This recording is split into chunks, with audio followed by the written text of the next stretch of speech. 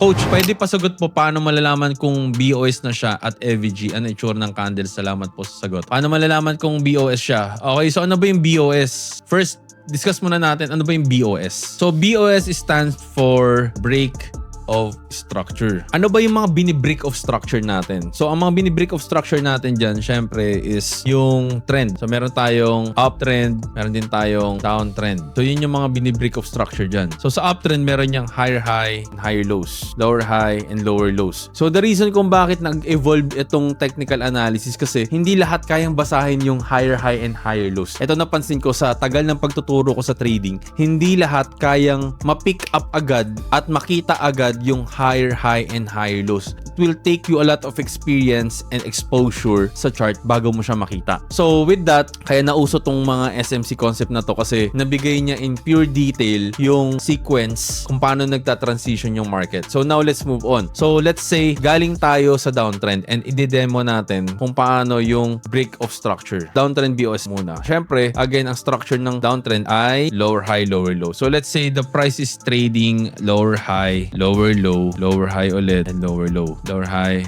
and lower low. Yan. So, kailan siya magbe-break of structure? So, since ito yung structure niya, lower high, lower low, lower high, lower low. Lagyan natin ng lower low, lower high, lower low ulit, lower high na naman, lower low. Tapos ito. Ayan. So, yan lang muna. Pag nagkaroon siya ng swing, tinamaan dito. So, ito yung sasabi nilang raided.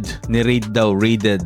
Ayan. Pero sa classic technical analysis, ang tawag namin dyan is retest. So, sa SMC, ICT, raid ang tawag nila dyan. Ni-raid nila yung high na to. Retest. So, next, kung meron tayong lower low, next nating expect dyan is dapat lower high. Ito, nakaganyan na lang siya. High. Anong high? Kumbaga, anong high to? Kasi wala na eh. Na-break niya na eh. Pero, pag nag-create na siya ng another low dito, so instead of lower low, ang nangyari is naging higher low. So, bakit higher low? Kasi kung observe natin, kung gaano kababa yung low na to compared dito sa low na to, mas mataas na siya. Kaya siya higher low. So, dyan na nagkaroon ng tinatawag nating break of structure. Kasi from price creating lower high and lower low, nagkaroon na siya ng higher low. Eh, wala namang lower high, lower low, higher low. Wala namang ganyan eh. So, eto lang siya. So, kaya nung nahaluan na ng higher low na to, dyan na siya nagkaroon ng break of structure. Tapos, confirm na yung break of structure pag puro higher high and higher low na siya. And dyan, nagmamaterialize yung mga trendline. So, now, let's move on. Paano naman to magta-transition into FVG? Ang FVG is what we call fair value gap. So, sa madaling salita, meron daw